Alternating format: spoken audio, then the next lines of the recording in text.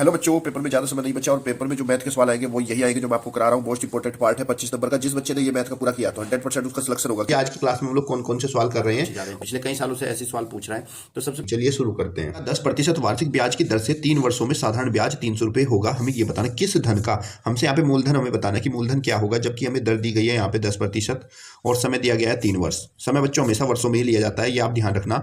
समय जो है 3 ईयर है और हमारा साधारण ब्याज यहाँ पे हमें दिया है सिंपल इंटरेस्ट 300 रुपये और हमसे पूछा है किस धन पर, यानी कि हमें मूलधन बताना है। तो बच्चों आपको पता है कि मूलधन बराबर क्या होता है, मूलधन बराबर होता है साधारण ब्याज सिंपल इंटरेस्ट गुणा में 100 और उसको भाग करते हैं दर गुणा समय से। तो बच्चों मूलधन आपका 300 रुपये है, गुणा आप 100 से करिए और डिवाइड बाय रेट आपका 10 और टाइम 3 ईयर। 10 से ये 0 कैंसिल और 3 से 30 10 टाइम, तो 110 जो कितना हो गया 1000, तो वो धन जो है आपका 1000 रुपये होगा। ऑप्शन नंबर 2 आपका राइट आंसर है। ठीक है बच्चों, अगला प्रश्न देखिए। सेकंड है 50 का 80% प्लस 80 का 50% कितना होगा। बच्चों 50 का 80%, इसको हम करेंगे 50% निकालते हैं तो जिस संख्या का प्रतिशत निकालना होता है उसकी गुणा और भाग हम 100 से करते हैं। प्लस में 80 का 50% मीन्स 80 गुणा में 50 और भाग इसको 100 से करेंगे। देखो एक जीरो से ये जीरो करते हैं और इस जीरो से ये कैंसिल, इससे ये कैंसिल और इस जीरो से ये 5 अठे कितना हो गया आपको बच्चों 40 और प्लस में 8 पंजे 40 और 40 और 40 आपका 80। ऑप्शन नंबर 1 आपका राइट आंसर। कभी भी आपको बच्चों प्रतिशत निकालना होता है तो संख्या और प्रतिशत की गुणा और 100 से भाग कर दीजिए, उसका प्रतिशत मान निकल के आ जाएगा। अगला प्रश्न देखिए। एक रेलगाड़ी 100 मीटर 9 सेकंड में तय करती है तो उसकी चाल किलोमीटर प्रति घंटा में कितनी होगी। तो बच्चों आपको पता है चाल बराबर क्या होता है, चाल बराबर आपका होता है दूरी बटा समय। चाल बराबर दूरी बटा समय। अब यहाँ पे में देखिए एक रेलगाड़ी 100 मीटर 9 सेकंड में तय करती है, तो दूरी हमारे पास 100 मीटर है और समय 9 सेकंड है, तो हमारी चाल हो गई 100 बटा 9। 9 से 100 तो कटेगा नहीं, तो 100 बटा 9 मीटर प्रति सेकंड हो गई। लेकिन प्रश्न में हमसे पूछा है कि इसको आप किलोमीटर प्रति घंटा में बताओ क्या होगी। तो ये तो मीटर प्रति सेकंड में मैंने आपको बताया था बच्चों, और अपनी कॉपी में इसको नोट भी कर लो कि 1 मीटर प्रति सेकंड में जो होते हैं वो आपके 18/5 किलोमीटर प्रति हावर होते हैं। यानी कि अगर मुझे मीटर प्रति सेकंड को किलोमीटर प्रति घंटा में बदलना हो तो जो भी मेरा मीटर प्रति सेकंड का मान है इसमें मैं 18/5 से गुणा कर दूंगा और ये किलोमीटर प्रति घंटा में बदल जाएगा। चलिए करते हैं 9 एकम 9, 9 दूनी 18 और 5 से आपका 100 कटेगा, 5 दूनी 10 और 0, तो 20 दूनी 40। ये आपका 20 गुणा 2 40 किलोमीटर प्रति घंटा रेलगाड़ी की चाल हो जाएगी। ऑप्शन नंबर 4 जो है आपका राइट आंसर। समझ में आ गया बच्चों आपको। देखो पहले मैं रेलगाड़ी की दूरी और समय दिया था तो हमें चाल बराबर दूरी बटा समय का सूत्र लगाया जो कि 100 बटा 9 मीटर प्रति सेकंड हो गया। लेकिन अगर ये मीटर प्रति सेकंड में पूछता तो यही आंसर हो जाता, लेकिन पर्सन में कहा कि किलोमीटर प्रति घंटा में बताओ। फिर हमने इस मीटर प्रति सेकंड को किलोमीटर प्रति घंटा में बदलेंगे। उसको याद रखना, जब भी हमें मीटर प्रति सेकंड को किलोमीटर प्रति घंटा में बदलना हो तब उसमें 18/5 से गुणा कर देते हैं और वो हमारा किलोमीटर प्रति घंटा में बदल जाता है। चलिए अगला प्रश्न देखते हैं। ये इंपॉर्टेंट सवाल है, इसको नोट कर लीजिएगा। रवि कुछ टॉफियां 1 रुपए की 2 की दर से खरीदता है और उन्हें 1 की 5 की दर से बेच देता है, तो उसको कितना हानि प्रतिशत हुआ। देखो जो रवि खरीद के लाता है वो 1 रुपये की 2 टॉफी खरीदता है, ठीक है, ये वहां पे इसका कॉस्ट प्राइस है। और जब ये इसको बेचता है तब 1 रुपये की वो 5 टॉफी बेचता है। अब बच्चों यहाँ पे हमें देखना है कि इसको कितनी हानि हुई। तो देखो जब वो 5 टॉफी बेचता है तो उसको हानि कितनी होती है। हानि होती है उसको 5 टॉफी जब वो बेचता है, और खरीद के तो 2 ही लाया था, तो 5 टॉफी को बेचने पर उसको 3 टॉफी की हानि हो जाती है। 3 टॉफी की उसको हानि हो जाती है। अब हमें बताना है हानि प्रतिशत क्या होगा। मैं ये भी बताऊंगा बच्चे इसमें क्या गलती करते हैं। हानि प्रतिशत क्या होता है बेटा, हानि होता है हानि बटे में क्रय मूल्य और गुणा में 100।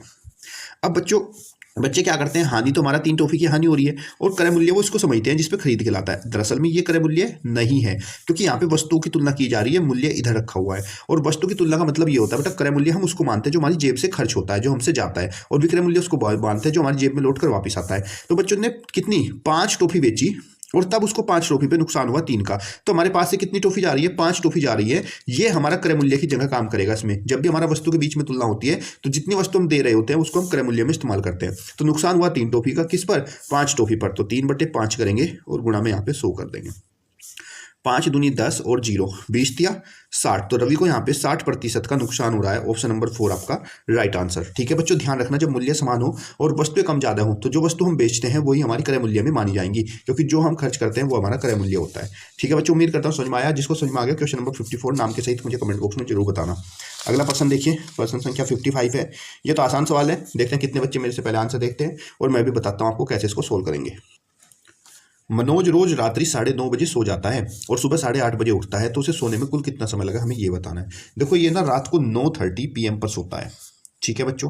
तो हम क्या करेंगे, 9:30 से लेके और रात के 12 बजे तक का जो समय है उसके बीच में देख लेंगे कितना समय ये सो रहा है, और फिर रात के 12 बजे से अगले 8:30 बजे तक ये उठता है सोकर। तो यानी कि रात के 12 बजे से 8:30 तक तो आपके 8 घंटे 30 मिनट पूरे पूरे हो गए। अब हम यहाँ पे देखेंगे 9:30 से लेकर और रात्रि के 12 बजे तक इसने कितना टाइम ये सोया। तो 9:30 से 12 तक अगर आप देखो तो उसको 2 घंटे 30 मिनट लगे हुए हैं। तो 2 घंटे 30 मिनट इधर हुए, 8 घंटे 30 मिनट इधर हुए, इनको हम जोड़ेंगे अगर तो 2 घंटे 30 मिनट और 30 कितना हो गया बच्चों आपका 60 मिनट, 8 2 10, तो 10 घंटे 60 मिनट हो गया। और 60 मिनट में तो आपका 1 घंटा पूरा होता है, तो 10 + 1 11 घंटे जो है रवि पूरा सोता है। ऑप्शन नंबर 2 आपका राइट आंसर। कोई भी आपका ऐसा समय देगा जिसमें एक दिन पहले का और एक दिन बाद का हो, तो हम क्या करते हैं, एक दिन पहले का जो भी हमें समय दिया था उससे रात्रि 12 बजे तक देख लेते हैं उस दिन में पूरे कितने घंटे काम हुआ, और फिर उस रात के 12 बजे से अगले दिन का जो भी समय होगा वो कंटिन्यूस घंटे में ही लगता है। दोनों समय को जोड़ देंगे और हमारा आंसर आ जाएगा। अगला प्रश्न देखते हैं, क्वेश्चन नंबर 56। 323 के अभाज्य गुणनखंड कितने होंगे हमें ये बताना। तो उसके लिए हम क्या करेंगे बच्चों, 323 के अभाज्य गुणनखंड करते हैं पहले। कितने होते हैं, चलिए 17 से ये कट जाएगा, 17 कम 17, 17 निम्न 153 और 19 ही कम 19। तो बच्चों 323 के जब हमने अभाज्य गुणन किए तो 17 × 19 सिर्फ 2 ही अभाज्य गुणनखंड आए, क्योंकि ये दोनों अभाज्य संख्याएं होती हैं। तो ऑप्शन नंबर 3 आपका राइट आंसर होगा कि इसके 2 अभाज्य गुणनखंड होते हैं। अगला प्रश्न देखिए, ये तो आपका जोड़ने घटाने का, पहले आप इसको इसमें प्लस करोगे और फिर माइनस, और मुझे कमेंट बॉक्स में बताओगे कितने बच्चों का इसका आंसर राइट आया। ठीक है, चलिए देखते हैं क्वेश्चन नंबर 58। यदि वर्त की परिधि 30/π है तो वर्त का व्यास ज्ञात करो। तो बच्चों आपको पता है कि वर्त की जो परिधि है इसका सूत्र होता है कि परिधि बराबर, याद रखना, पाई गुणा व्यास। जब हम पाई की व्यास से गुणा करते हैं तो हमें वर्त की परिधि मिलती है। अब हमसे पूछा है इसका व्यास ज्ञात करो, व्यास बोलते हैं डायमीटर को। तो डायमीटर क्या होगा, परिधि और भाग करेंगे किससे, पाई से। अब देखो परिधि हमें दे रखी है यहाँ पे, कितनी देर की परिधि, 30π। तो बच्चों परिधि हो गई हमारे 30/पाई, और पाई जो है यहाँ पहले से है गुणा में, तो कितना हो गया आपका 30/π²। ऑप्शन नंबर 4 आपका राइट आंसर। कभी भी हमें परिधि दी जाए, व्यास पूछे, तो बस परिधि को पाई से भाग कर देंगे और हमारा व्यास यहाँ पर आ जाएगा। अगला प्रश्न देखिए, किसी वस्तु का विक्रय मूल्य क्रय मूल्य का 4/3 गुना है तो उसका लाभ प्रतिशत कितना होगा। वस्तु का विक्रय मूल्य क्रय मूल्य का 4/3 गुना। जब आपको ऐसा पूछा जाए कि वस्तु का विक्रय मूल्य क्रय मूल्य का इतना गुना है, तो जो हर वाला होता है ना, ये आपका क्रय मूल्य माना जाता है। तो हम मान लेंगे यहाँ पे जो क्रय मूल्य है, कॉस्ट प्राइस, वो 3 रुपये है, और जो सेलिंग प्राइस है, विक्रय मूल्य है, वो यहाँ पर 4 रुपये है। अब हमसे पूछा है कितना लाभ प्रतिशत, तो आपको पता है प्रॉफिट बराबर क्या होता है, selling price minus cost price. Selling price आपका 4 रुपीज़ है, कॉस्ट प्राइस 3 है, तो यहाँ पे 1 रुपीज़ का क्या हुआ, प्रॉफिट। पूछा गया प्रॉफिट परसेंटेज बताओ। Profit percentage, profit upon cost price into 100। Profit कितना है बच्चों, 1 रुपये का है, और कॉस्ट प्राइस हमने कितना 3 रुपये माना था, और इंटू में आपका 100 हो जाएगा। इसको सोल्व करेंगे तो 33 सही 1/3%। ऑप्शन नंबर 4 आपका राइट आंसर। अगला प्रश्न, पहले सवाल को ध्यान से पढ़िए और इसका कंसेप्ट समझिए। ए किसी कार्य को 5 दिन में, बी उसी कार्य को 10 दिन में तथा सी उसी कार्य को 15 दिन में करता है। यदि तीनों एक साथ कार्य शुरू करें तो कार्य को कितने दिन में समाप्त कर लेंगे। तो सबसे पहले आप इसका कंसेप्ट जान लीजिए। यदि ए एक काम को x दिन में करता है तो एक दिन में वो काम का 1/x भाग ही करेगा, ध्यान रखना। और यदि कोई एक दिन में काम का 1/x भाग करता है तो उसको पूरा काम करने में x दिन लग जाएंगे। इसका मतलब समझिए, यदि मान लीजिए एक काम को 5 दिन में करता है तो एक दिन में वो उसका 1/5 भाग करेगा, और यदि कोई एक दिन में इस काम का 1/5 भाग करता है तब वो इस पूरे काम को 5 दिन में करेगा। समझ में आया कंसेप्ट। अब इसी कंसेप्ट को कैसे यूज करना है सवाल में वो मैं समझाता हूं। अगर आपको ये समझ में आ गया तो फिर कोई भी क्वेश्चन आपसे गलत होने वाला नहीं है। अब ए किसी कार्य को 5 दिन में पूरा करता है, तो अगर एक 5 दिन में पूरा करता है तो ए का एक दिन का काम हो जाएगा बच्चे 1/5 भाग। ऐसे बी उस काम को 10 दिन में करता है, तो जब बी उस काम को 10 दिन में करता है तो बी का एक दिन का काम आपका हो जाएगा 1/10 भाग। और सी उस काम को 15 दिन में करता है तो सी का एक दिन का काम हो जाएगा आपका 1/15 भाग। ठीक है, एक एक दिन का तीनों का काम आ गया हमारे पास। जब एक एक दिन का तीनों का काम आ गया तो तीनों मिलकर एक दिन में कितना काम करेंगे, ए प्लस बी प्लस सी का एक दिन का काम। इन तीनों का एक दिन का काम आपको निकाल लेना है। तो एक दिन का काम कैसे निकालेंगे भाई, ए का एक दिन का काम 1/5 था, बी का एक दिन का काम 1/10 था, और सी का एक दिन का काम 1/15 था। 5, 10, 15 का एलसीएम लेंगे तो इनका एलसीएम होगा 30। 5 छंग 30, 10 तिया 30 और 15 दूनी 30, 6 3 9 2 11। तो बच्चे इनका एक दिन का काम हो गया 11/30 भाग। एक दिन में ये काम का 11/30 भाग करेंगे। अब अगर हम कंसेप्ट की बात करें तो यदि कोई एक दिन में काम का 1/x भाग करता है तो पूरा काम करने में उसको x दिन लगते हैं। तो ये एक दिन में इस काम का 11/30 भाग कर रहे हैं, तो इसको पूरा काम करने में कुल समय कितना लगेगा, तो यहां पे लिखेंगे कुल समय बराबर 30/11 दिन। इतना इनको टाइम लगेगा। इसको हल कर लेंगे तो कितना हो जाएगा, 11 दूनी 22, 8 होते हैं 30, तो 2 से ही 8/11 दिन इस पूरे काम को करने में लगेंगे। ऑप्शन नंबर ए आपका राइट आंसर। अब कंसेप्ट समझ में आया। जब भी आपको इस तरह का प्रश्न दिया जाएगा तो पहले आप उसका एक दिन का काम निकालोगे, और एक दिन का काम क्या होता है, जितने दिन में काम को पूरा करता है उसका रेसिप्रोकल। अगर 5 दिन में करता है तो 1/5, बी अगर 10 दिन में करता है तो 1/10, सी अगर एक दिन में करता है 15 दिन में करता है तो 1/15। तीनों को प्लस करेंगे तो तीनों का एक दिन का काम आ जाएगा। जो भी इनका एक दिन का काम आएगा उसका उल्टा कर देंगे, रेसिप्रोकल कर देंगे, तो वो कुल दिन आ जाएगा। इसी तरीके से अगर वो डी होता तो डी का भी एक दिन का निकालते, उसको प्लस करते, तो भी हम बता सकते थे कितने दिन में कार्य को पूरा कर लेगा। सो अगर आपको ये वाला क्वेश्चन समझ में आ गया तो इसी तरीके से तुम राम, भरत और घनश्याम तीनों अलग अलग दिन में कार्य करते हैं, तो तीनों मिलकर कितने दिन में पूरा करोगे, इसका आंसर मुझे जरूर देना। क्योंकि एक दिन में एक दिन का काम 1/20 हो जाएगा, 1/25, 1/30 तीनों को जोड़ना, सोल्व करना और मुझे आंसर जरूर देना। तो चलिए अगला प्रश्न देख लेते हैं। ये वो है जब तीन लोग काम को कर रहे हैं, लेकिन दो एक साथ कर रहे हैं, फिर दो एक साथ कर रहे हैं, फिर दो एक साथ, तो तीनों मिलकर कितने दिन में कार्य को कर लेंगे। किसी काम को A प्लस बी मिलकर 6 दिन में करते हैं, और उसी काम को B प्लस सी मिलकर 12 दिन में करते हैं, और उसी काम को C प्लस ए मिलकर 24 दिन में करते हैं। तो बताओ A B C तीनों मिलकर कार्य को कितने दिन में कर लेंगे। तो इसके लिए क्या करेंगे बच्चे, पहले A प्लस बी का एक दिन का काम निकाल लेंगे। A प्लस बी का एक दिन का काम, सो बच्चे जब एक दिन का काम निकालेंगे तो A प्लस बी मिलकर 6 दिन में कर रहे हैं। कंसेप्ट के अकॉर्डिंग अगर काम को 6 दिन में कर रहे हैं तो एक दिन में वो उसका 1/6 भाग करेंगे। इसी प्रकार बच्चे B प्लस सी जो है वो कार्य को 12 दिन में कर रहे हैं, तो अगर इनका भी एक दिन का काम हम निकालते हैं तो 12 दिन में काम को पूरा कर रहे हैं, तो एक दिन में उस काम का 1/12 भाग करेंगे। तो सिमिलरली यहाँ पे बच्चे C प्लस ए कार्य को 24 दिन में कर रहे हैं, C प्लस ए काम को 24 दिन में कर रहे हैं, तो इनका भी एक दिन का काम जो होगा वो 1/24 हो जाएगा।